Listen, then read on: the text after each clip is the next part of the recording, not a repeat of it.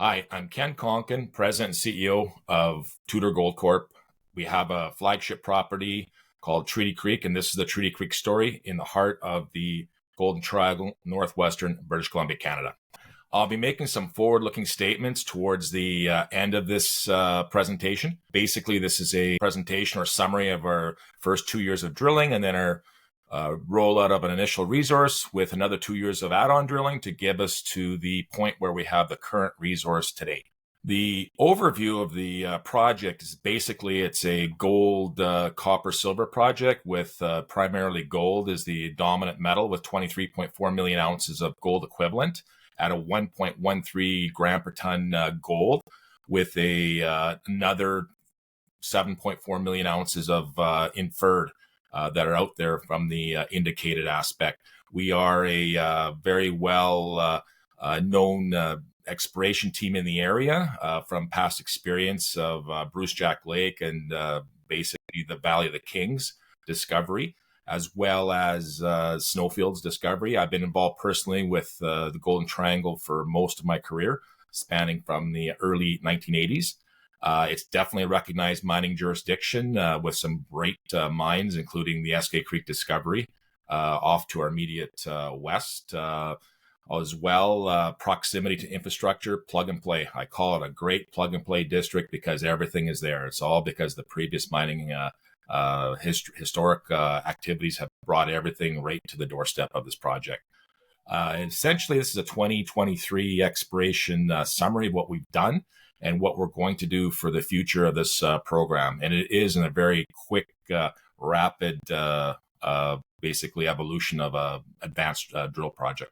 Local First Nations, very important to us. We've signed agreements in place with all of the Tahltan group and we utilize Tahltan on a very as much as we can for labor force, as well as other First Nation groups, including Skikamaka and Nishka, as well as workers that lie in any other areas for other First Nations. So we're a welcome all type of a project. One of the biggest takeaways from this is that this probably is one of the largest gold discoveries in the last 30 years. And one of the shareholders that came along early was actually Mr. Eric Sprott. So you see him as one of the main contributing shareholder at 17.4%. We have Tudor Holdings, which is the past president. Before he passed away, he passed on his control of a share block to the board of directors that we have decisions over what happens with that. So essentially, it is a very tightly held project with about 45% insider holding. So along with that, as previously mentioned, I did bring some of the people that were responsible and did develop and construct and build out the Bruce Jack Lake Valley of the Kings mine that is now owned by Newmont. Previously was a Pretium discovery and build up. And they were basically Joe Ofsnick, past president, CEO, and Ken McNaughton. These are two advisors that I go to all the time for advice running forward, which is going to be really important because this is the part or the stage, the pivotal point of the company that we will be going forward and advancing this just beyond an exploration program. As well, some notable names in there. Ronnie Stoffler is very well known in European circles. So I think it's a very good mix of a directorship, but next slide will advance as to how we see the project unfolding. Basically, the location is an extremely well located project where we're tucked away in a valley up the Treaty Creek Valley that is out from any kind of community, no bedroom communities in the immediate vicinity. However, it's close enough to where we can access a labor force. So it's about a 20 kilometer all-weather paved highway is actually already constructed. Seabridge has put that in within 17 kilometers of our property boundary now. So we just have to do a small connection to be a year-round road accessible project. Water, absolutely important in these things. You have to have year-round flowing water supply, which we do, and power. There's an excess of power now from the Northwest transmission line that is now powering the Red Chris mine currently. And that too is plans for that line is to come in for the Seabridge tailing site, which is just off to our immediate east of our project. Air access, yeah, we've got some great infrastructure, from including a Bob Quinn airstrip that was utilized as charter flights from the old, back in the days of Eskay Creek, there was several charter companies that would fly in there. They may get started up again. Who knows? We'll see what the intensity of mining activity brings.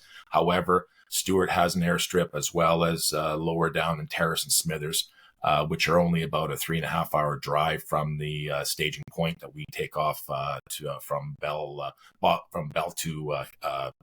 It's essentially a lodge, a ski lodge that we actually camp out in and utilize that for our fueling of our helicopters presently.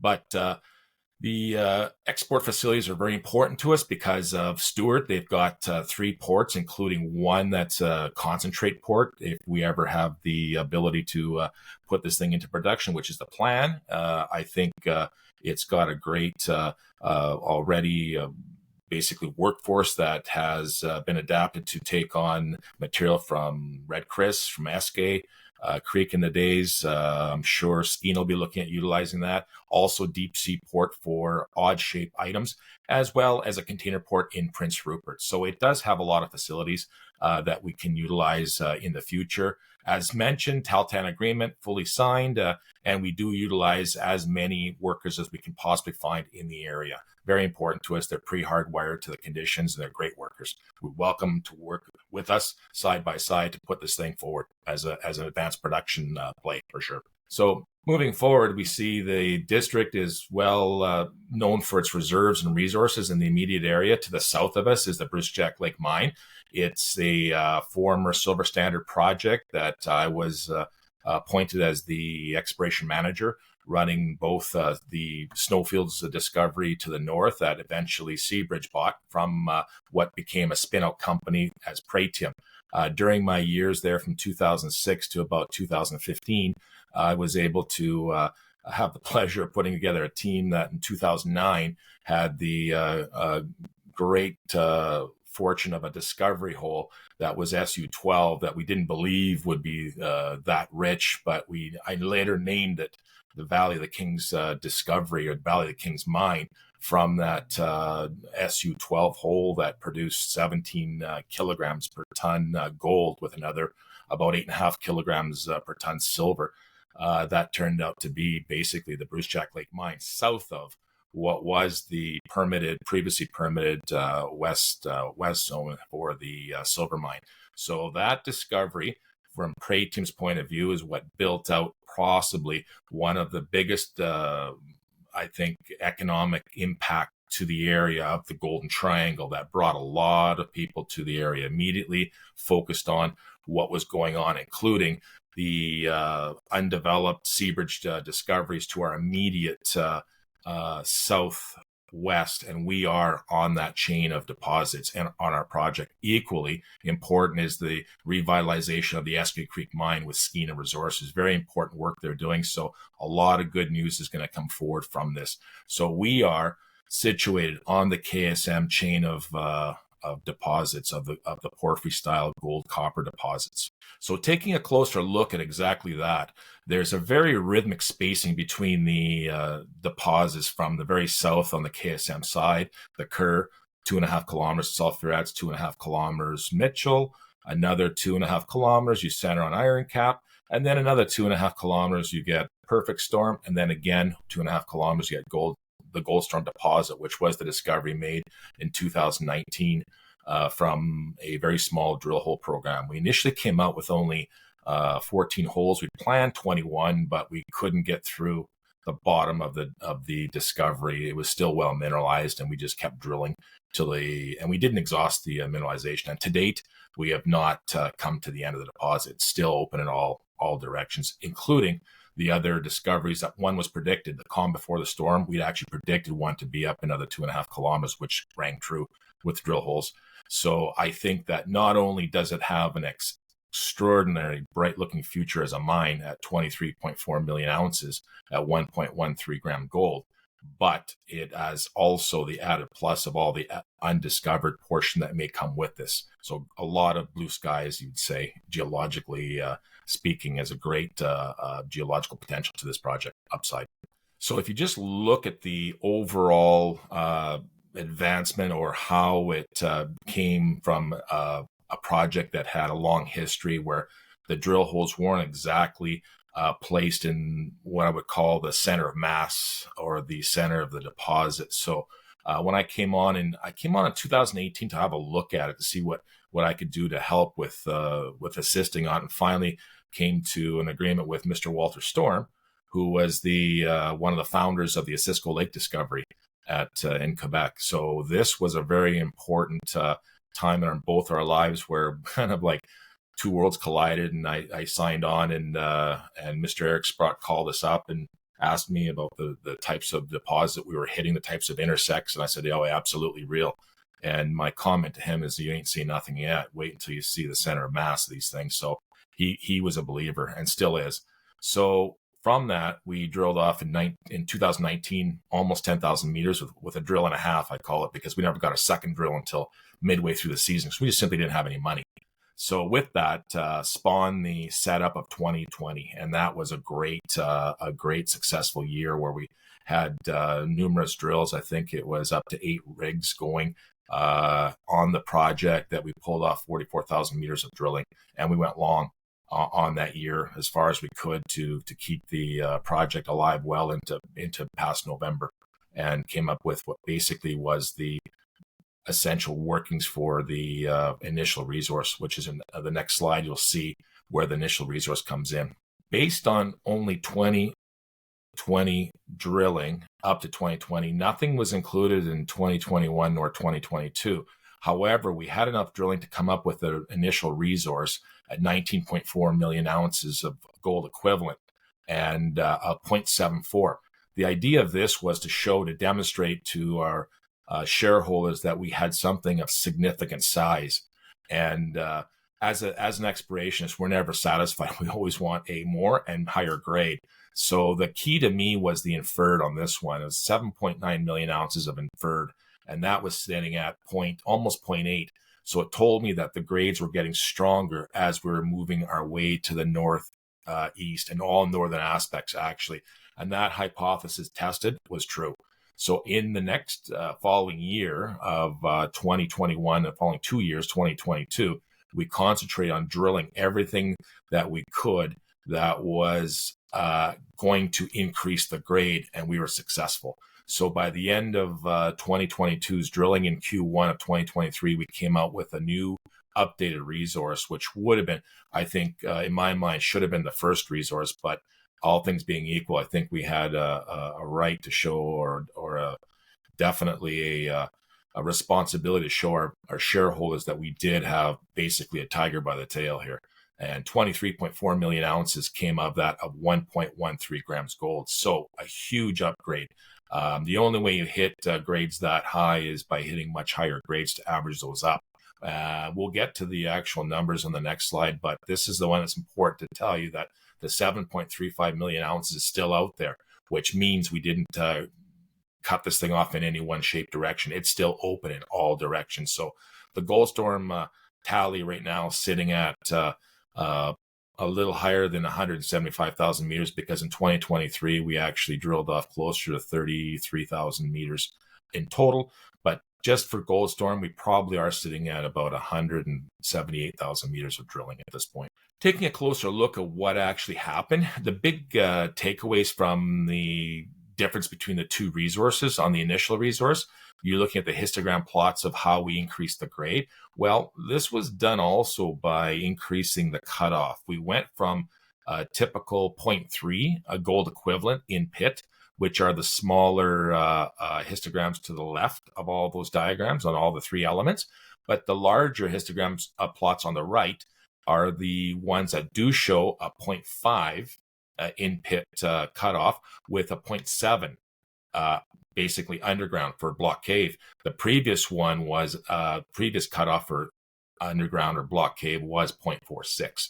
So we essentially greatly increased basically all the grades, and not only that, the metal content, but the big takeaway was we had over 800 million tons, and now we chop that back to 642 million tons, which is an immense thing to do. You put a deposit on a diet and increase the cutoffs and still get higher numbers and still pushed out the envelope. So what we're doing is we're increasing the quality of ounces, if you will, and it really is well demonstrated on this next slide. So taking from that previous slide of the cutoffs, now we see that on the first column of the grade of half a gram cutoff on the pit resources, and about a 0.7, exactly a 0.7 gram cutoff for anything that's in a block cave, much higher than what's used regionally in our area for other companies. We've taken the approach that we think inflation is going to be an important thing running forward. And I have an expression, the best way to be out of money or the times, I think you got plenty of it. So running forward with that resource, we do have still 642 million tons, which is larger than the resource at, say, Galore, for example, as a comparative. Our gold grades are much better, but they've got us beat on the copper grades. So overall, I think we do have a better product just because we're next to a highway and power is imminent, coming right to the border. We still share something that is kind of a best kept secret. It's a critical metals aspect as well. It does show up here as a 0.15 copper, but don't be fooled by that low number because that gets smeared over gold dominant domains that don't have any copper. So that's just a smeared grade. I'll show you what the real grade copper is in one of our domains that holds up to 2.8 billion pounds of copper in all categories. But taking away from this, 23.4 million ounces of gold equivalent with another 7.4 million ounces in that same category, in the inferred category of that cutoff. But the big takeaway here is have a look at what 1 gram does. We just ran this as a sensitivity of what would happen to our deposit. So sure enough, if you take a 1 gram, all categories for underground and pit, not that you would, but if you did, you would get 320, almost 319 million tons. You basically cut the deposit in half, but you're still going to walk away with 15.2 million ounces gold equivalent, still have 3.8 million ounces in the basically drill inferred area. If you put those two back, you get back to my 19 million ounces, what I originally started with in the end of 2020. But the takeaway is have a look at the grades on that thing, 1.48. So you've gone from a 0.74 to a 1.48 by just looking at the grade cutoff and got back to your same 19 million ounce number in all categories. So what an improvement to the basic deposit by doubling what was the old 0.74. Very impressive. Next slide will show you the anatomy of the deposit. So this is the part I'm alluding to on the CS600. There are four large domains that make up the Goldstorm deposit. The center one being the superstar of the CS600. It's the copper gold domain. The importance of that is it's not only a critical metal that's involved with it, but it is by far the largest domain that we have. And we think that that will produce a nice saleable con. So we have yet the final circuit to come out, and that'll come out with the PEA. Our final metallurgical studies will be in on that. But the takeaway is the grade is at 0.32 a gold or copper only. percent with almost 2 billion pounds, with another inferred a higher grade. Again, the clue being the better grades are still out there that we're after for basically the 2023 drill program. This is all based on pre-2023 drilling. So we have not done an update to this. So all that drilling we've done this year was springing off the success of just basically a couple of holes. And I'll get to that in a minute. But the takeaway on this is for sure, you've got another 800 million pounds of copper out there. So arguably you're close to already currently looking at 3 billion pounds of copper. My prediction, forward-looking statement will be, we'll be getting closer to 4 billion tons at the end of this thing of copper of a grade of 0.3 something. So very important aspect to the deposit. Not only carrying basically 10 million ounces already in the gold equivalent category, with another 4 million ounces out there. So 14 million ounces of gold equivalent is just in CS600. The others are gold dominant only with a bit of silver. So even though at near surface you get basically 8 million ounce deposit that for the most part will be an open pit, I think going forward, this has got exciting parameters on all aspects of sublevel block cave for the lower portion of DS5, the least known of all the basically domains, and it's the highest grade gold one. So where you need the grades to be the highest, the fortunate part about it is we can really constrain that to create a higher grade, because all of these have a common characteristic. There's a core of higher grades within the overall envelope. That's the important takeaway. So it can be whatever it needs to be, up to the, even into the 2 gram category. So that's the exciting part that I'm looking forward to seeing what evolves from the next level of drilling, and then the subsequent finishing the final resource, and then getting the mining shapes, and finally producing a PEA. So let's just see what these things look like individually. So this is the 300 horizon up on top. This is the one that is that daylights. This is easily walk on surface. You want to take a 10,000 ton test. Well, this is the best place to come. It's apexes. It has some of the best grades near surface. You'll note on the lower left-hand column a series of holes that were drilled from basically from south to the northern aspects. You can see that grades are variable, but you can get some really sweet spots, like the first one, 2.12 grams gold of 2.12 gram gold equivalent of almost 350 meters. That's an incredible number. And majority of that is all gold. There's very little silver and copper. So that will be all over basically 2 gram gold. So likewise with CS600, same thing. As you travel from the top of the columns and you run down, you'll note the grade getting stronger, again, giving support to the hypothesis that we are getting closer to source, to metal source, and we are getting into the what I call the center mass of the mineralization. So the takeaway there was that the copper started off to the very southeast, being a southwest rather, being a 0.3% copper, gaining strength up to about a 0.45 to a 0.5%, up to a crescendo of a 0.61, and then plateauing off so far at 0.5%, 0.49. But the takeaway on this is, the gold is hanging in there in the northern aspects. The southern aspects, the gold was kind of a almost 0.5 to 0.6 range, 0.7 range, but much stronger, almost getting up to the 1 gram at a 0.91. So gold definitely increases to the north, as does the copper grade, and very consistent. If anything we take away, grade must be king, then therefore consistency must be queen, and we have both in this deposit. What this slide tells you a lot about the CS600, which is copper stream 600 meters away from the upper contact, which is our treaty thrust fault 1. And that's the same contact that constrains basically the 300 horizon. This is an incredibly staggering slide, because it's showing the geological marvel known as the Goldstorm deposit. It is this composite in red. That's not a misprint. 1,497.5 meters of 1.12 grams gold. That's an incredible number. That runs, including two domains, the 300 horizon and the lower CS600. The upper domain, the 300 horizon, named for 300 meters of 1 gram, essentially, is now running at this location 456 meters of 1.35. So not only getting stronger in size, but grade as well. But the takeaway of that huge 1.5 kilometer composite is that it had 0.27% copper. The strange part about that, there's no copper in the upper portion. It's all constrained in that CS600. So let's look at that blue, that aquamarine blue composite. 732 meters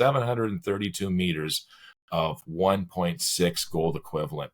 That's an incredible number. That was absolutely the springboard for all of our exploration, because this did not make the drill indicated resource. This was inferred only. So this only came out as an inferred number. So all the drilling, we basically reverse engineered what this thing needed to be, came up with the plan that all drilling this year of 2023 would be to convert all the drill inferred into indicated, and to push the envelope on the northern front. And we were successful on both this year. So I think we've not only increased the size, but hopefully we pulled the grade up or didn't push the grade down. That's the main concept, is increase the size of the deposit without sacrificing that 1.13 gram gold grade. When I mentioned that grade was king, then consistency must be queen. This is the slide that demonstrates the CS600, that how beautifully uniform the mineralization tends to be. There's a trend from the south to the north where, again, the grades are getting stronger. The values in the composites are increasing. But the big takeaway is, if you look on the right-hand column on the number third position and fourth position, the two holes demonstrate the consistency of that. If you examine hole GS22 158 and compare it to GS22 133, those two holes are over 200 meters apart. Statistically, you couldn't get more of an identical number out of those two. Each of the composites come at 1.5 gram gold equivalent in 158, 1.52 in 133. Even the copper equivalents are basically the same. If you do want to choose to look as a copper equivalent, which we've demonstrated here, because this is a significant copper amount in this domain, you get a 1.27 compared to a 1.28% copper equivalent. But individually, each element is shockingly the same. 0.87 gold in the first, 0.89 in the second. Silver, 3.98 in the first, 3.97 in the second, and identical copper numbers. So extremely uniform, extremely homogeneous in the center of the CS600. You do get stronger grades as you do migrate to the north overall, but that's a good thing, because that's where basically the deposit gets deeper. So I think it's a very important aspect to look at and to study further, for sure. So in the DS5 category, this is an important one for us. We've got these large 200-meter composites here that you see that have been kind of trimmed up in the 1.6, 1.3 range. So I think it's one of those type of what do you want it to be, because there's about 5 million ounces here. It's a sleeper, I think, but I think it's something that we'll look at. If you're down there already at CS600, it would take nothing to run a drift over and start the similar block cave after you've taken CS600. So this is down the road thinking for the deposit, I believe. So we'll get our people who are mine experts to give us an opinion of how you would actually cut it up and take it out at the end of the day. But again, similarly, have a look at the grades on the drill indicated, 1.32 at 4.87 million ounces, but look at the inferred, 1.37, significantly higher, because we haven't come to the center of mass. So I believe that the last bit of drill holes that we have yet to release will reveal some grades, hopefully, that will indicate that that hypothesis is true, that we are getting, we're still in the center of mass, or in the eye of the storm, literally trying to get through to the other side. We actually find the front door of the deposit. That's very important. So we do not want to put a ramp through something that has high grades. That'll wind up sterilizing those grades for the life of the mine until the last thing you take. So it's very crucial that we actually understand mining shapes, metal distribution and grade. So before we start cutting basically tunnels or collaring at it. Very important not to make that mistake. So let's look at this next slide where we see what did not make the resource. Often people ask me, do we have high grade in the Goldstorm deposit? And the answer is yes, there is. Classically, in the 2020, 2019, 2020 years of the drilling in the center portion, the south, we did see visible gold. It was fine grained gold, but it was definitely there. The essential observation was that in 2020, we had 49 holes, of which 10 had visible gold. And of that, so call it 20% ratio of seeing gold. That would be a late stage imprinting to the overall deposit. Once we moved to the north, that frequency increased greatly. 5 out of 6 holes had that. So of that, they were pretty significant intercepts. One in particular was hole number GS22134, the northernmost hole at the time. That came back with 25.5 meters of just under 10 gram gold equivalent, which is significant. I mean, this is a stockwork system that when we looked at it more closely, we went back, there was 17 occurrences of visible gold in that 4.5 meter run in the core of this that ran 20.86 grams gold equivalent, which was impressive. It was very fine, very hard to pick out at times, but definitely there. So it gives a more homogeneous spread when you see that. So we looked at it initially and we thought maybe it adds up to something, maybe it doesn't. Is it something that we can actually hang a hat on? Later on, we thought, well, there's definitely a northwest stockwork. So next slide will demonstrate that within this, we may have a system. So in this slide, it shows some of those higher grade hits, what it would do to impact some of the resource. But on that previous slide, we had values in the 20 gram and the 70 gram and the 50 gram range, none of which made the resource because we're capped at 8 grams. So the basically conservative nature is to emanate what is there as a mineralizing event. And that was viewed as being something that wasn't typical of the mineralization we see.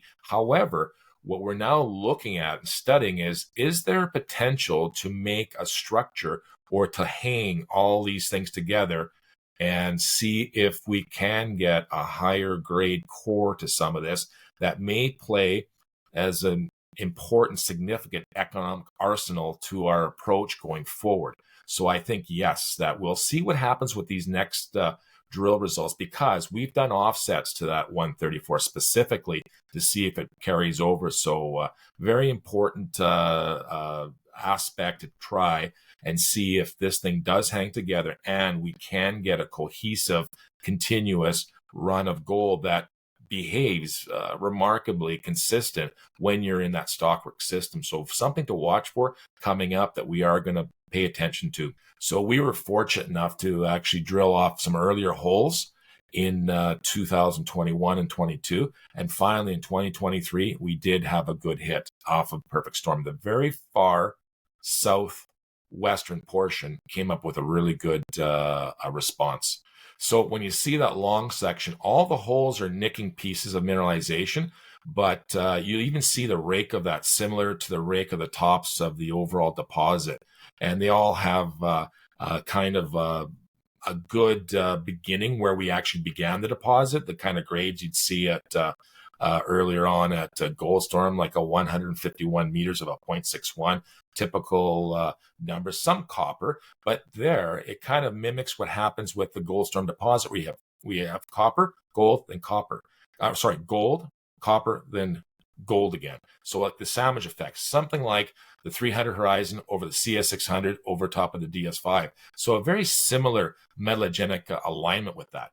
But the next slide will show the intercept that we did eventually discover after the geochemistry. So further drilling did take place in 2023. We were successful of doing a step out hole from Perfectstorm 2106. That hole was hole number 10, I believe, and came in with 102.15 meters.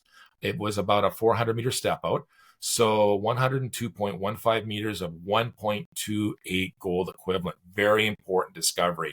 That's yet to make the the corporate presentation, I think that's going to be one of the spots we'll be looking at to expand the next one, Perfectstorm. Finally, I think we've gotten into some very good grades that we can actually expand upon for the following projects coming up.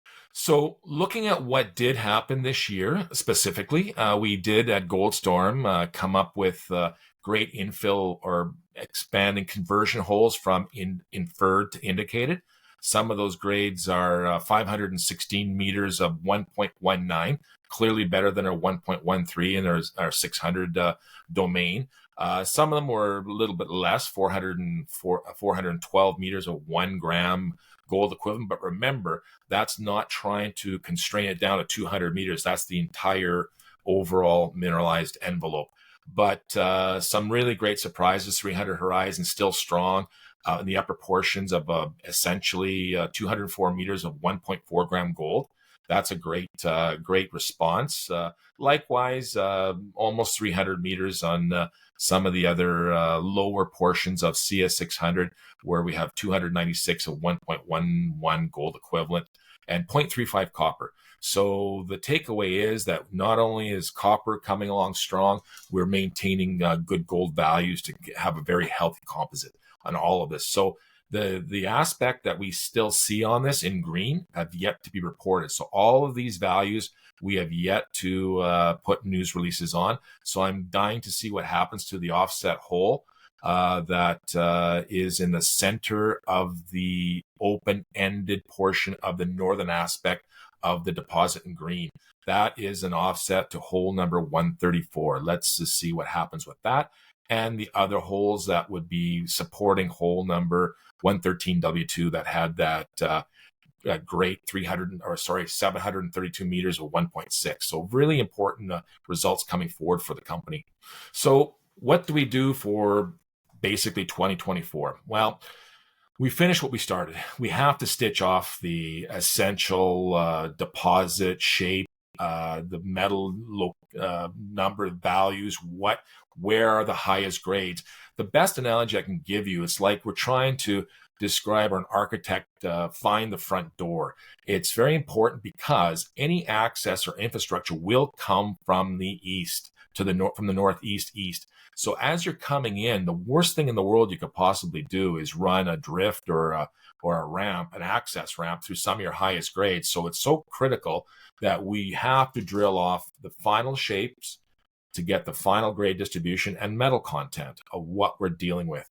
Because without that, if it was the tail end going after chasing, one can argue you've got enough metal to start now.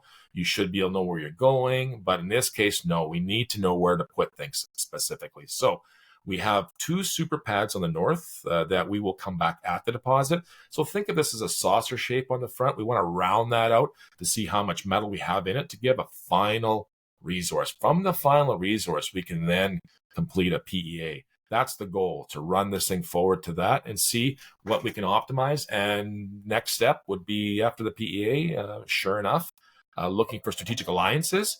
And if anything, it'll be a sure leader or a strong PEA that should lead us to what would be basically a pre-feas aspect. So this is the goal. This is the language we're using. So we'll be talking to special discipline people. We're doing currently comminution studies. We're doing ongoing metallurgy. We're doing site planning for where things go, where site crush plants should be.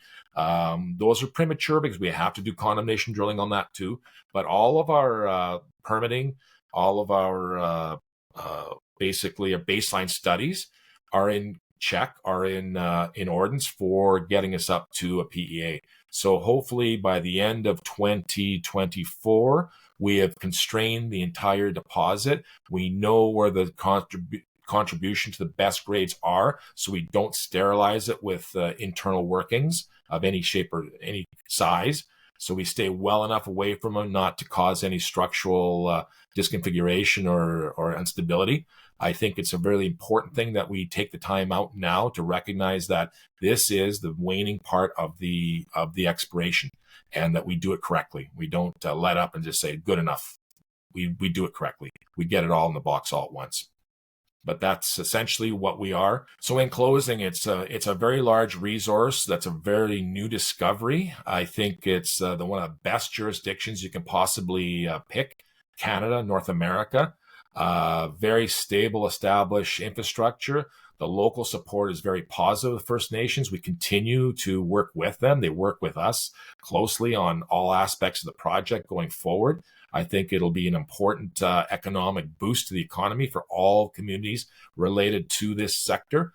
I think that our management has demonstrated the ability of taking very advanced projects and going right to production with it, with our experience at Pratium with the Bruce Jack Lake discovery. So I welcome questions from any investors to ask me directly how we're doing. You can call us, myself or Chris Kern. Thank you for your time and attention for this presentation. Thank you for an excellent presentation, Ken. We will now go through the 4 pillars of Tudor Gold's investment case, starting with its management, where we will speak about Ken's track record and Tudor's board. We will thereafter go through the exploration efforts that already have been carried out at the 3D Creek and the exploration plans going forward in order to drive shareholder value through the drill bit. After that, we will touch on permitting activities for the Goldstorm deposit, metallurgical testworks, as well as how it eventually could be developed into a mine. Finally, we will ask high-level strategic questions about how Tudor could obtain a strategic partner or joint venture agreement and how the management is thinking in terms of raising money. We will also ask Ken for his vision for Tudor Gold. Could you tell us a little bit about your career and previous endeavors before we embark? Wow, that's a long story. I don't think you have enough time.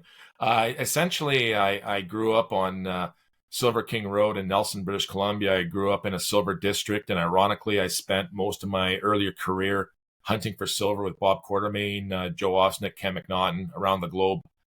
Building a company that went to 2 billion ounces of in-ground resources. So it was a great study. It taught me more than just finding mineralization, how to find a mine. So that was important. It was the that aspect of my earlier career, as I did find lots of mineralization, including this project. I was one of the discoverers earlier on in 1987 that had a high-grade portion hit that did not recognize how it fit in the model. So very important that I think you look at a person's career. To know where you're going, you have to see where you've been, for sure.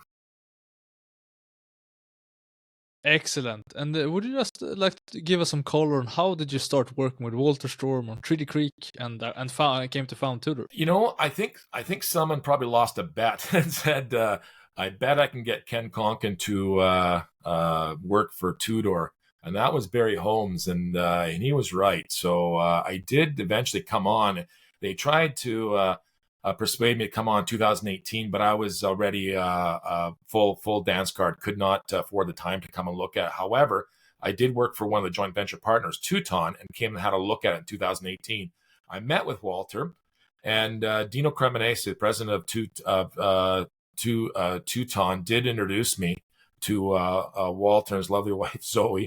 And we hit it off. We had a very similar amount of kind of experiences. His was from a Cisco Lake. Mine was from just coming off of the Bruce Jack Lake discovery, which I was the person who gave the name to the deposit, Valley of the Kings. I'm as proud of how we did that technically as the actual discovery. Like what I mean by technically, I mean the actual logistics of bringing in all the mining equipment on its own tracks, bringing everything in from its from Stewart over snow and ice rather than using Mi-26 helicopter. But at the end, at the final bit of it, I was the person that was the manager of the project for 7 years, and finally was kind of stood aside where the mining guys came in to build the thing.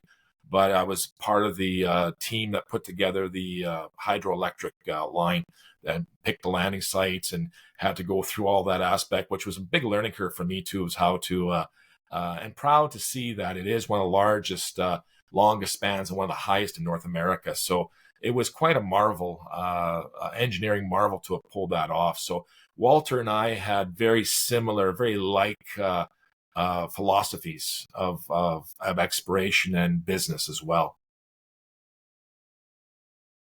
Could you give us a short rundown on the board and tell us how active are they in the decision making at Tudor? Yeah, the board's a great board. It's a mix of people that have permitting experience. Jeff Rowe is a recent add-on. Dan is a legal-minded person who's had long years of legal experience within the mining sector. He guides us right now through potential snarls that we can avoid. We actually look for him for other advice, not just the legal. He's a great person, so he's always a person we reflect on for just sound advice of how to navigate even business issues. I mean, with Helmut is a friend of long-time friend of Walter Storm, so he's kind of carrying the legacy of how Walter would like to have seen this, and so do I. With that said, I think Ronnie brings forward the added punch of having what we come from the European mining sector, the banking sector, the finance sector. So it's a good mix. It really is. It's a good team. We get along well with each other.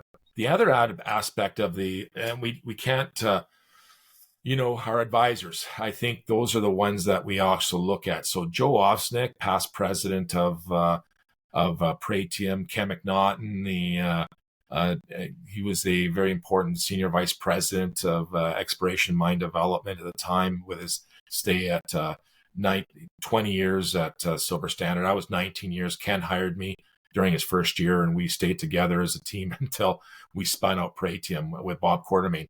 And Bob came out of retirement, took the reins of Pratium, and made it to one of the most fabulous discoveries despite all the negativity. 25% of the company is owned by Tudor Holdings, which is owned by the management and board. Or could you give some color to that? And also, how many shares do you own personally? Sure. Mr. Storm, Walter Storm, he amassed a lot of the stock early on, was a major shareholder or major basically investor, and had a much larger block before Mr. Eric Sprott came on scene and started investing as well. And that block, Tudor Holdings, when he passed away, went into the hands of the board. Helmut, he's the one that is directly guards that, and will make the decision for the heirs within that block of shares as the board votes, as we see fit, how we actually run the company to maximize the value on these shares and to guide those. Me personally, I am a shareholder. Off the top of my head, I can't remember how many shares I've got. I hate to always thump my chest and what the options and everything else are, but I don't look at that aspect as much as I do as well as your job is done at the end of the day. It's not only about the money you make from a deposit, it's what you become by it. So for me, it's always been more important as you walk away with your head held high that you've done the best you can for the shareholders. So I'd like to own more, tell you the truth. I've got a young family. I got to look out for them. I started late in life. I did. I'm one of these guys that decided to wait for my temperance because I was committed to one thing. My wife always beats me up today saying, "Oh man, your youth, you gave it away." I said, no, the mountain took it all. I left it all in the mountain. I really did. So as a geologist, I'm a true believer of the optimism. This will be something great. Anybody who works for me knows that it's not so much an important thing as being a good integral part of the equation, but you have to believe that this will be a mine someday. It's a question of how large. So that's the optimism you do need, and to combat the negativity, all of that persistent, that white noise, that background noise. You can't do it. It's too low grade. It's too remote. It's too difficult. I've heard it all with Bruce Jack. Everything you can think of, I've heard of it. We'll now switch over to the second pillar of Tudor's investment case, exploration. We'll summarize the drilling done in 2023 and speak about the exploration plans for next year, as well as Ken's thesis for the deposits. I would like to move into exploration, which is your passion. Let's speak about this year's drilling program, which is finally ended. So the purpose of the drilling program was to define the limits of the Goldstorm deposit and also to upgrade inferred to indicated resources. With 32,000 meters drilled, what have you learned from this drilling program, and also how many assays do you have left to release? That's a great question. I think we've got about a handful of holes left to release. We're on the cusp of one. I can't tell you what's in it. It's not released. It's a good one. They're all. We don't purposely save the best for last. We just wait till we get to the end of where we leave off, and they're really cliffhangers. I mean, honestly, when you see the last resources or the last values coming out of these last bit of holes, I'm happy with what we've accomplished. And I'm a very difficult person to please. I really am. I expect the best out of everybody, and they do, and that's why they're part of the team. But when it comes to the resource, I can tell you that we're still in it. We haven't come out of it. So we took precautions early this year. Well, it wasn't even that early. It was probably late to August. We ordered the return of our pad builders to set up killer drill pads that are referred to in the presentation. These northern pads, these super pads, they have the ability of putting a drill on each of them, and they can turn a sundial 360 degrees off of them because they're set up on a fault. Typically, a fault represents a pathway for fluids. We're looking for the source of metals here. I think we're getting very close. Two surprises that came away. One was a hole, I call it a miss. Of all the 180 holes we've drilled, two that I consider misses. One went down a co-magmatic dike or sill. That was basically barren. It's just a typical thing that you see in the deposits. Same thing that Seabridge has got them. We had them at Snowfields, co-magmatic dikes. Same thing with Bruce Jack Lake deposit. It's something that occurs volcanically after the emplacement of the metals. That was one hole. Another hole, we could not correct the deviation. I'm still calling it a miss, even though it didn't hit the target we intended it to hit because it glanced up too high. Once you have a hole glancing up, it's almost impossible to wedge it back down, especially at distance. However, it did hit some very high, good grade, 400 gram, 200 gram silver. Of all the weird things I've seen, it's getting closer to that super pad area that may actually be source to a late stage overprinting high grade gold / silver system that you do see for sure at the West Zone at the old New Hawk mine that was permitted in say 2000 when Silver Standard entered that deal with Black Hawk Mining to acquire that ground, including the ground to the north at Snowfields. So all of this all plays back to me as history repeating itself. This is history repeating itself because the goal at Brucejack was never to find a high-grade gold mine. It was never that. It was to find another massive deposit like the Snowfields one, but higher grades. And we were always trying to hope that it had a big silver component like this one does, like Goldstorm. It has 160 million ounces. My mandate started out being 20 million ounce deposits of silver, quickly bumped up to 50 million ounces, which paled to the end at 200 million ounces because we had 2 billion ounces of in-ground resources. A 50 million ounce silver deposit was not going to move that needle. It had to be something on the scale of 200 million ounces. So this would have fallen into my wheelhouse of what I'd be after with Silver Standard, just for the silver component of it. So, yeah, I think it's as important that we recognize what we've got, but it's so important that we go forward. And as part of discovery, we use history and we learn from the history. And my history taught me back at Brucejack when we were actually hunting for another bulk tonnage near surface deposit, we nicked a high grade feature. And I was always anticipating this event to be at Perfectstorm, but never put a model in your head to stick to it. Always be flexible. There's nothing wrong with saying, okay, Ken, you had a good idea, but you know what? It's at the other end. You're at the other end of the spectrum. It could be at the source end of, say, Goldstorm, not Perfectstorm. And by the way, the name derived from Perfectstorm is a junction of two major features. One is that low-angled thrust fault. That's the Sulphur S. The other is the Brucejack Lake fault. The only two known deposits that are east of that Brucejack Lake fault is Valley of the Kings. Well, actually three, Valley of the Kings, the West Zone, which is the silver deposit, and Goldstorm. So, but being butted right up against it with another structural feature like Perfectstorm, I would anticipate hitting really, VOK2-ish type numbers. However, in the presentation, corporate presentation, we clearly have indicated where we've got 70-gram gold, 60-gram gold, 50-gram gold, all capped at 8 grams, did not make the resource. This is a post Goldstorm deposit event that overprints it. It is a high angle, fracture controlled quartz, plus minus a bit of pyrite, and sometimes chalcopyrite with fine grain gold. You say that you're chasing after this cohesive high grade portion of the deposit, and so what's your thesis for the system? Do you think you have found the feeder or harder parts of the system, or could you add some color to that? You know, that's a great one, because back at my experience at Brucejack in 2009, we never really chased it. We didn't really chase it until there was another hole that we stepped out. It was like, it was a crazy hole, a big step out. It was there. We hit it. We hit 15 kilograms that lined up with the 17 kilogram. And it was evident that there was a super high grade system lurking below that gully that I call Valley of the Kings. So this is something that we've resisted.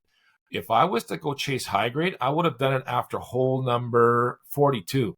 Hole 42 hit the highest grade event we've ever seen, a polymetallic intercept of over 30-gram gold, 1 kilo silver, 6% lead. I think it was 3% copper and 2% zinc. We never once went and tightened up on that spacing, went after it, because it was a polymetallic event that you get within these porphyry systems. The idea was, let's first finish off the play as a porphyry system, which we're doing. We're getting close to that. We're probably 1 year away. I'm going to say that this time next year, we will have stitched off all of Goldstorm, the porphyry, gold, copper, silver system. However, we have nicked in so many places, freakishly, something that adds up, that hangs together, that looks like it may be an independent post-mortem to Goldstorm that's overprinted to it. That's a gold event. Whereas one hole, and I alluded to it in the presentation, it's an offset to hole number 134. That's going to be a 300 and, I don't know, something like a 280, 300 meter step out from that. If that hits and that plane lines up, wouldn't that be shocking? The Goldstorm deposit is still open, as you said in the presentation, along strike, at depth, but in what directions will you be focusing on expanding mineralization next year? Absolutely, the highest grade sections only. It's frivolous to go after something that's got some weak mineralization. And I may be wrong with that. It may be a quiescence and another pulse comes, because that's what happened initially. After we got a whole past midsection on midstream, we thought that the CS600 was dying. We thought 300 horizon was taking a hiatus. We thought we were close to the end, because the data suggested that. But it wasn't, because by the time we got down to the deeper sections, there was a characteristic change even in CS600. It started as a pyrite, chalcopyrite dominant system in the upper portions. And when you see those numbers increase greatly at the bottom, not only do the sulfur salts increase on the tetrahedrite, the tenonite increase, but it converts from being just a chalcopyrite system. It introduces bornite. Bornite becomes a superstar in any flotation cell. So all of a sudden, it drops out immediately quicker. It's a much higher concentrated copper metal. Chalcopyrite's up there at 33%, 1/3 of chalcopyrite is copper, much higher in bornite. So all of a sudden, and the characteristic change is we see a lot more free gold. We think we may have a saleable concentrate, and that's a great thing for the project. It's something that's a straight flotation, saleable, metallurgical. We're still doing work on it to try and increase the recoveries right across the board, as we will right to the end. We won't stop that. We've taken our refractory end members, the gold dominant 300 horizon and that lower DS5 system that behave very similarly. We've sent it off to SGS Fine Gold Labs Division, South Africa, to study the Albion, the POX versus BioOx, and we'll see what that study comes up with to further the what do we do with the process from the flotation cons? What do we do? It'll be an on-site process probably, because the amount of cons is incredible. So let's just see how mines are made, not found. This is the road we're on. As shown in the presentation, you have a large untested magnetic anomaly, or several, at Goldstorm. Do you expect that you could find a continuation of the CS600 deposit, or what is your thesis to that? Yeah, that's a great one. I had mixed thoughts on it early when I first had that approach to me. It's like, oh yeah, you got to drill the mag anomaly. I looked at the people and said, do you realize that by far the best results is where we have the clean chest x-ray with no pink, all the blue?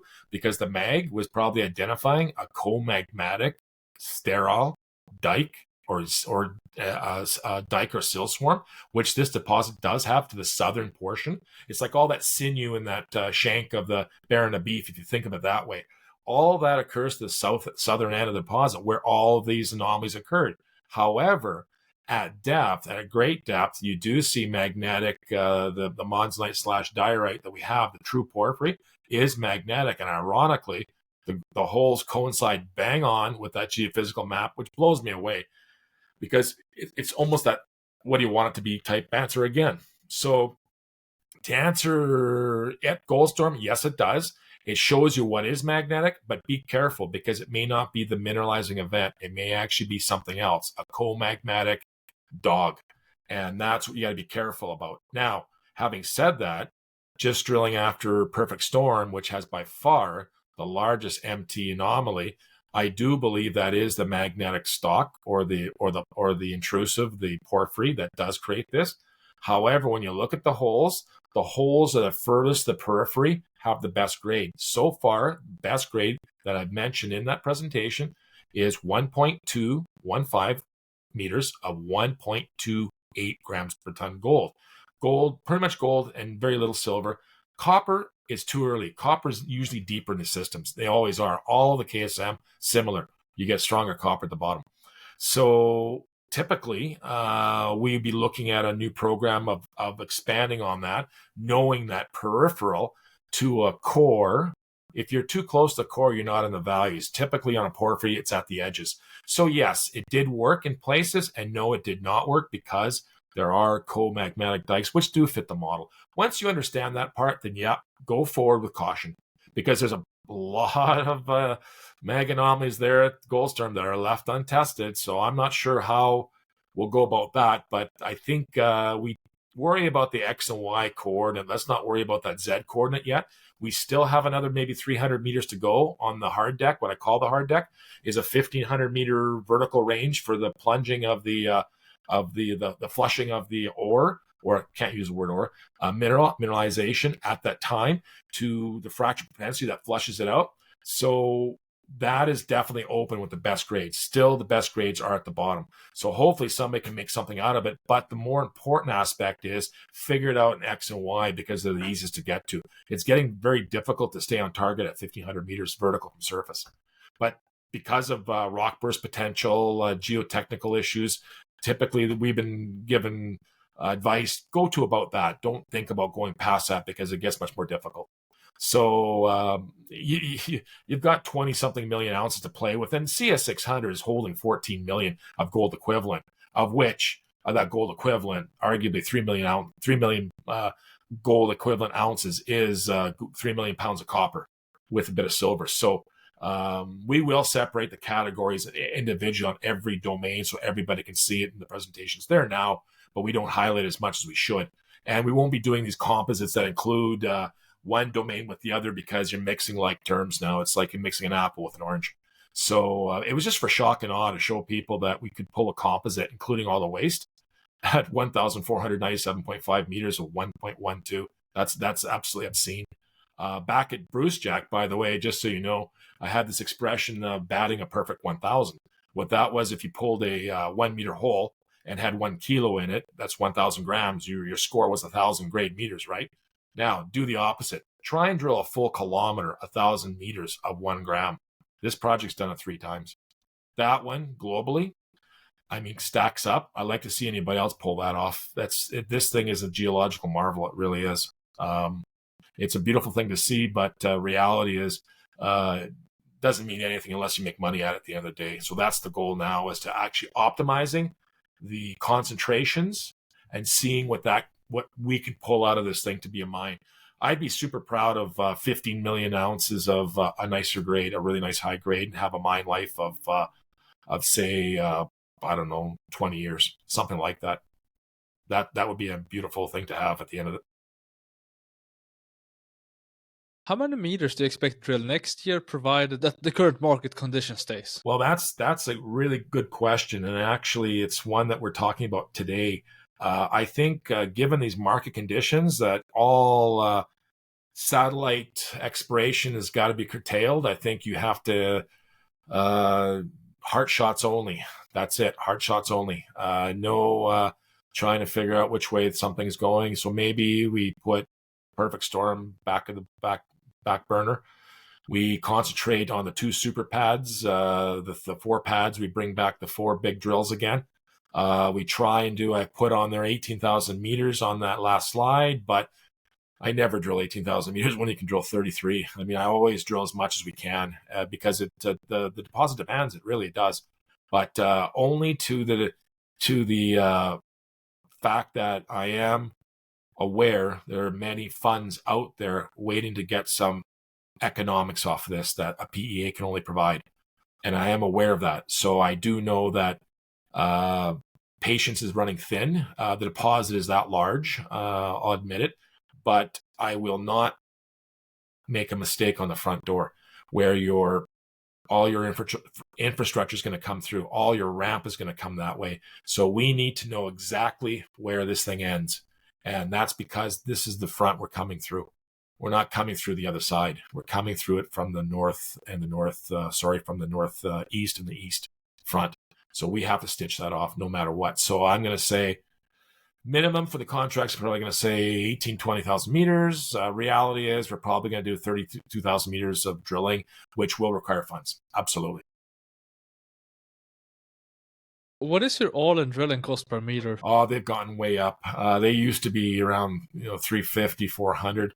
Now they're up around 500. You can safely say 500 for deeper drilling, at least. So let's just do the math. We just raised $18.5 million on one raise in Q1 of 23, and we produced 33,000 meters of drilling. So do your math on that, and we're getting low on funds. So we need about $20 million for 33 million. So that's the reality of this thing. So up to 600, really, $600 all in on everything. That's all everybody paid up. All satellite studies, comminution. There's a lot of add-ons. When you say drilling, that's a moving target because what we do now is we just rent the drill per day. We don't go per meter anymore. We stopped that a long time ago because we just do a flat day rate. We get the best we can, and these guys are driven because they still get a bonus. So production has not slowed. It's gone high. I have never seen this in 45 years of my experience in this industry using 3 core barrels, core tubes. They fire all the core tubes. They screw 3 core tubes together and they pull up literally 9 meters at a pull. They don't pull 3 meters, they pull 9. And I was shocked to see that. I've done 2 before in other projects, not me personally, my drillers, but 3 was unheard of, and they've done 3 successfully when they get deep. So it helps speed things up for sure. The focus for Tudor is really to raise the cutoff grade, but what minimum cutoff grade and size do you target, or would you be satisfied? That's a good one. I've mentioned that. When you go back to that sheet again, that famous cutoff sheet where it shows 0.5, 0.7, and the variability of the grades as you're up to 1, let's just call it between there. Let's just call it between a 0.5, 0.7, somewhere's between there. So maybe it's going to be a 0.6, maybe it's going to be a 0.7, 0.85. So it'll be dependent on what the mine shape is and where it is. So there's so many factors of it's that decides what that will be, the economics. And in some cases, it may be as high as the cutoff may have to be over 1.2 or something, because you get in a situation where you're going to need volume versus grade versus something, or processing cost, right? Something's going to be out there that'll force it to you. The good thing is there's enough meat on the bones here that I think it's got something for everybody. So I think it's one of those things where, again, mines are made, they're not found. So this is the whole exercise of a PEA, a very exhaustive PEA too. And they're not cheap. There's something that you really have to go forward And to do on something of this size, to get that order of what the net present value and that final internal rate of return is going to be, it's something that a scoping study just simply won't do. You're going to have to go out and do the work required to get the engineers on it and spend the time. So clearly we're going to be after $22 million per year, even after this expiration ends. Even if markets do correct, then we have yet Perfectstorm to chase.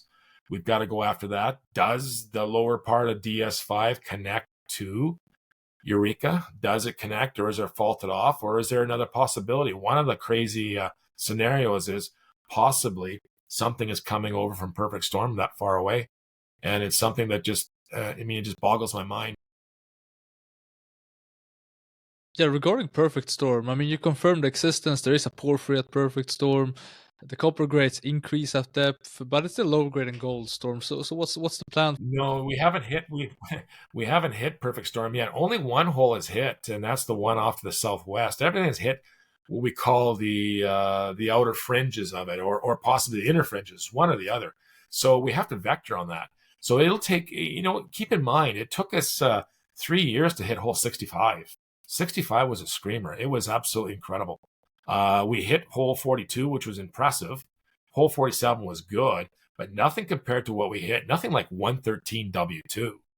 That was basically, we started that hole in 2021, finished it in 2022, didn't complete the, support to that hole until 2023. That was a 3-year odyssey to fill that block in. And that's knowing it's there. So when you take something like one hit at Perfectstorm, this is like Treaty Creek 2.0 reloaded at 2019. Here we are, 2019. Let's go. This time, at least we have the awareness of people like Eric Sprott that knows what it could be.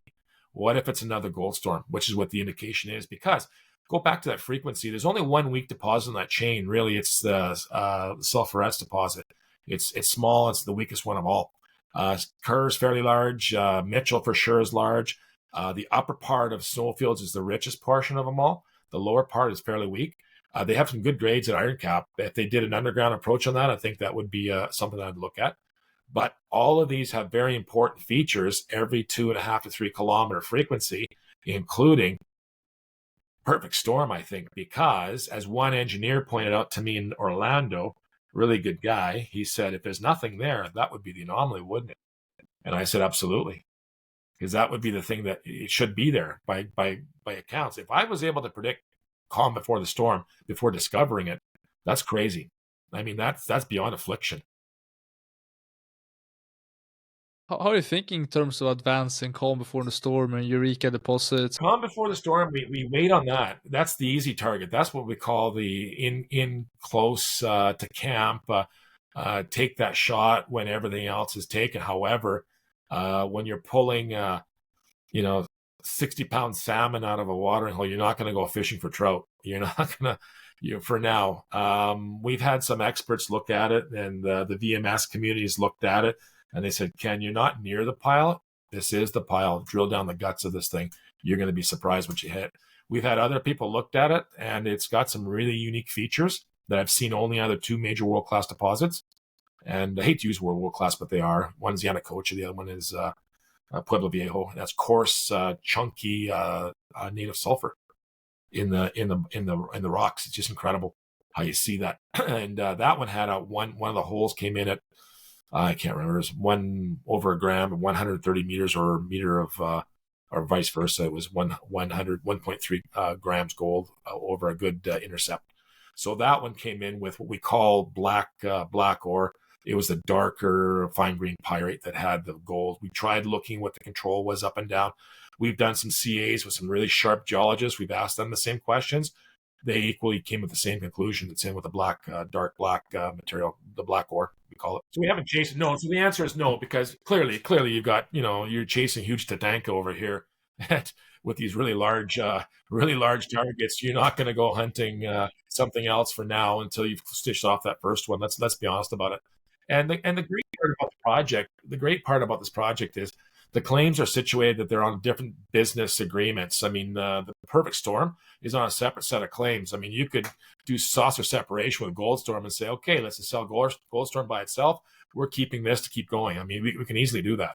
So it's a nice setup as I look at it economically. We're now going into development and permitting, where we will discuss metallurgy, infrastructure, permitting, and potential development scenarios, as well as Tudor's relations with the local community and Tahltan First Nations.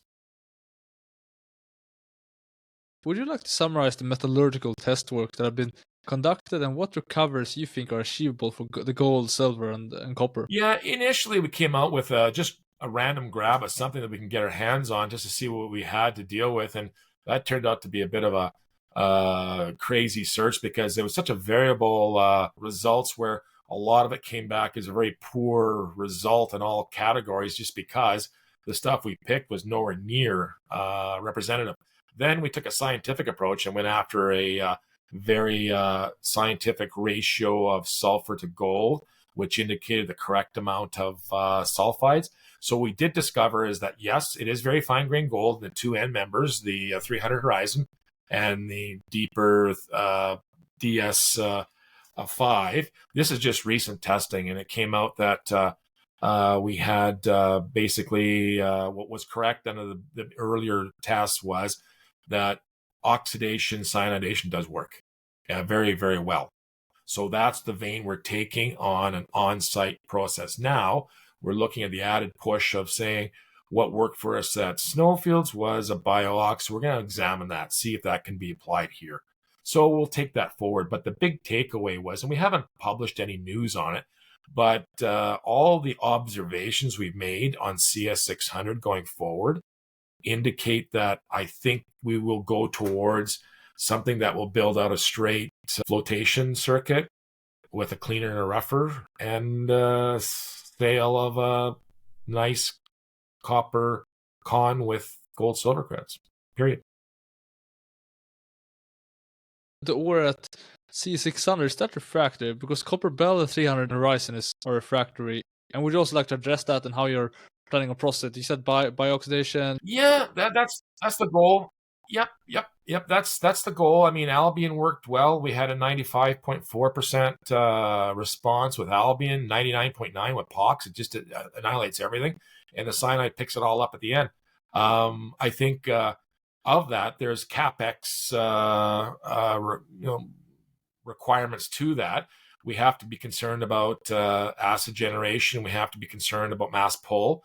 We have to be concerned about a lot of things that are coming forward. So the studies are ongoing. That's why SGS has all that. This is why we've sent all of these kind of, these look like each other type deposit, including Copper Bell with 300 Horizon, which are at surface, slot cut on the grounds of, so you can afford a lot lower cutoff that, including 300 Horizon. The beauty of a pit is you can go after your highest grades first to kill your capex, then worry about your marginal grades later as operating cost. And then the one in the we don't know about is going to be clearly the least amount of information on is DS5. And that is still on the books to keep drilling for next year, as is CS600 to close it off, because I think we've got a good understanding of how 300 Horizon and Copper Bell is basically, those domains are well understood. So let's just see what the group at South Africa comes up with their studies. Their fine gold, their microscopic gold with pyrite solution would be, if there is any light at the end of the tunnel for, say, something like a bio leach or bio-ox. They actually engineer the bacteria now for the ore, which I found absolutely fascinating. Like, there's changes in the industry that it can eclipse everybody's knowledge on what metallurgy is, because that's such an ongoing field of improvements and advancements for sure. But what we're doing is looking at our largest area of where we can get traction. That's CS600, just because metallurgically it looks like the simplest thing. Could you give us a rough overview of the infrastructure, primarily regarding power and access roads? Yeah, power and access. Seabridge is going forward at trying to get their indefinite environmental impact study completed. So part of their thrust of effort is to bring a road right to their tailings, which they've completed. And that's now within 17 kilometers of our lower camp. So 8 kilometers off of our claim boundary. So it's almost there. We don't typically fly our rigs in. We drive them in anyways. We come in off of the Bruce Jack Lake Road, and we use a winter road. We bring in our snowcats that I initially bought for Pretium back in 2010, I believe. And I bought them back from George and Darlene Simpson from Skikamakaa. And we got those back, and we use Skikamakaa people throughout the project, as we do with Tahltan and any other First Nations group that wants to work with us. And we drive them in. We drive all our products through to save money on helicopter, cut the cost. But the big one is, we're right beside a road. It's an easy connection, but I don't want to spend $20 million right now building a road when I have to stitch off a deposit. So that's one. And then the power lines there. Northwest Transmission Line was built for Galore Creek. Well, Galore Creek never got built. There's a big discount right now on that power. It's underutilized. It's one of the cheapest sources of hydroelectric power in North America. So I would love this project to get head of the line. Let's fast track this thing and get it up there. How are you doing in terms of environmental studies and permitting work? Yeah, all the waterline studies have been completed. The climate, all that for the PEA requirement have been completed. We're still ongoing with it to keep them fresh and keep them current. So all that has been done. So we foresaw this 3 years ago. So we started all the baseline studies well in advance. So all that has been is up to date. Yeah, as is our geotechnical for the PEA, all of that. This deposit, especially CS600, has to be mined by block caving, but you could have an open pit. Although there's quite a lot of overburden, could you add some color on how it would make sense to mine the deposit? Yeah. The CS600 is covered by ice currently and moraine in parts. A good portion of 300 Horizon is exposed. However, moraine and ice do cover it. So in other words, you're definitely not excluding an open pit scenario, but you could do both potentially. You can, and that's the idea. The deeper sections, you want that, because you've got is the other thing is you've got to do water management after you create such an open pit. If you do a super pit, the amount of water management you have to create from that on an ongoing basis is also have to be included. We have to consider these things. So whenever you do anything that's a large footprint, you better have a significant deposit that'll actually pay for the life money set aside to do water management for that acid rock drainage. So when you have a smaller pit, it's a much easier thing to reclaim, and it's a much easier thing to manage, and especially if it's underground, highly recommended. Right now at Red Chris, they're looking at going towards the block cave model. They're preparing the block cave. They want to basically extinguish the pit, and that's it. Go out underground. Everybody's looking at that. So we consider that. How are your relations with the Tahltan First Nations, and do you expect it to be an issue to obtain an IBA in the future, impact benefit agreement? So we work closely with them, as close as we can, and if they have any issues, we deal with them directly, and we resolve them as quickly as possible. But it's interesting that going forward, that the one aspect I did find as a problem was there's not enough of the First Nations in the populated areas for his workers. So one of the mandates is we actually go out and help try and recruit for their people at say their careers nights. We send up our geologists and geotechnicians. Then immediately after, we set up courses, not just for us, for everybody, for anybody in the community that wants to learn about becoming a geotechnical worker. So it's all the QA, QC, it's all the duplicates of standards. We bring up core, we do the course, a short course for them for 2-3 days. And we take them to all the communities and do this as education before they start the season. So it's fresh in their mind. So even if they don't work for us, what they can do is export this expertise. Go to places like Saskatchewan, Manitoba, where you do your drilling in the middle of winter. Here it's avalanche conditions. You don't want to put a drill at the base of the slope because of avalanche, constant threat. So it's a seasonal job. What we've done is try to educate them and take them and give them a skill that they can take and use and export it to other provinces and within BC as well to utilize it, especially when it comes up to the field season, because they're taken up immediately. There's just simply not enough. We need more. So I'm helping to try and populate the towns that are dying. They're unfortunately dying. The First Nations people are distributed throughout everywhere. So we need to fill people up in these empty homes and bring back stronger communities. And the only way of doing it, in my mind, is to have jobs that are predictable for long term. And I think that high paying mining jobs is one of the best things you can do. We have now arrived at the final pillar of Tudor's investment case, a strategy. We will discuss financing plans and how Tudor plans on securing a strategic partner or a joint venture partner, as well as discussing Ken's vision for the company. Let's move on to strategy, which is our final venue here. And that is, how much cash do you have in a treasury, and when do you expect to raise money again, and how much as well? Well, typically when you raise flow through, you have to spend it within that year, which we've done. We're very efficient with it. It's hit the mark. I think we are now looking at creative ways of raising money. We can do it through equity markets. We're looking at all options, actually. The nice thing is people are coming to us and offering us positions, but I'm not a fan of the prices. I just don't want to over dilute at these prices. It's a necessary evil. My advisors, Ken McNaughton and Joe Osnick, says, Ken, get over it. This is the reality. It's not that much. It's only 20 million is 10% at this point. You're still at 220 million market cap. It's not that bad. You've got room yet to do this before you pick up a strategic alliance. But I think I would rather try and attract a strategic alliance, and I don't know when that happens, when that actually comes in. So we've got to make a decision soon on that financing. I think we're looking at various options, so to be announced. I'll just put it that way. But we will, when you build a bonfire, this bonfire will not, a stick is not enough. It's a log. You're throwing logs on this bonfire. It's $20 to $22 million a year now, and it won't ease up. This is going to be the requirement going forward. And in fact, it'll just grow because the project should grow in size, and rightly so. So the stock price reflects it when people assess us. When a PEA comes out, they give us more than, say, a cup of coffee for a price of ounce of gold in the ground, right? When you raise money, do you expect that to be enough for the entire drill season? Or ironically, we used to in the past do 2 tranches, one in the beginning of the year, one in the second. But the problem is the intrinsic nature of the raise is almost counterproductive, because what happens is you get a 4-month hold, and a lot of people just do this for basically tax loss selling in the fall, whatever they have to do. But they get their unit, the warrant, they take their flow through credit. And even at a loss, they're still way ahead of the game, and they pull the money back out of the whole system, and then we get stuck in a hailstorm of selling.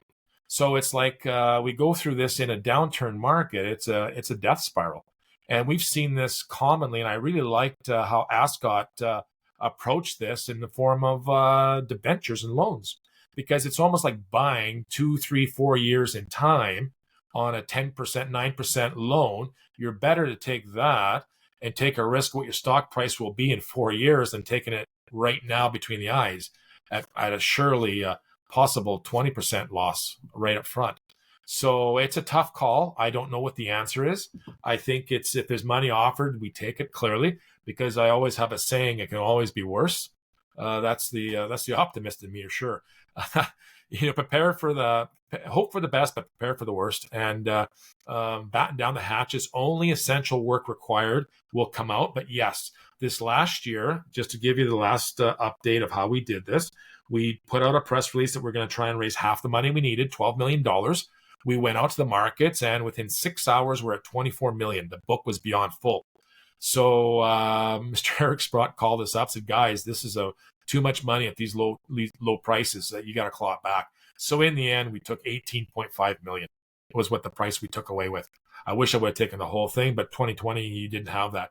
But notwithstanding, that was enough to get us through just barely to the other side. So here we are on fumes again, but we made it work. We made it last.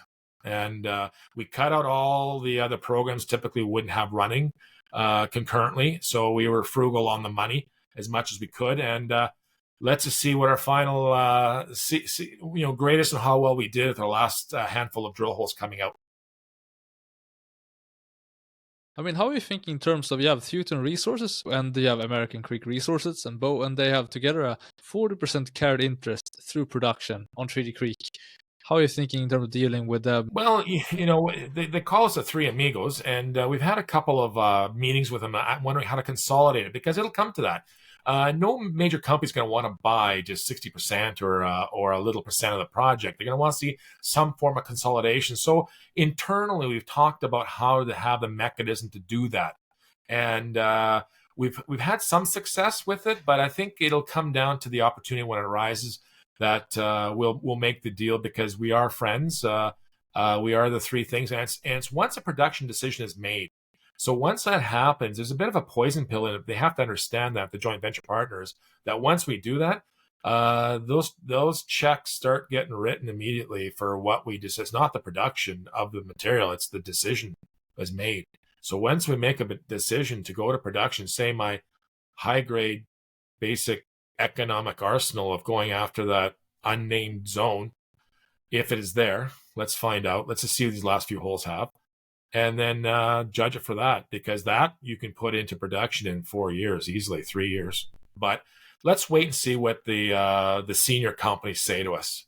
And we've got some good relationships ongoing, and I'm not going to lie, we've signed several CAs, but I sometimes think it's too soon, and sometimes I think it's not soon enough.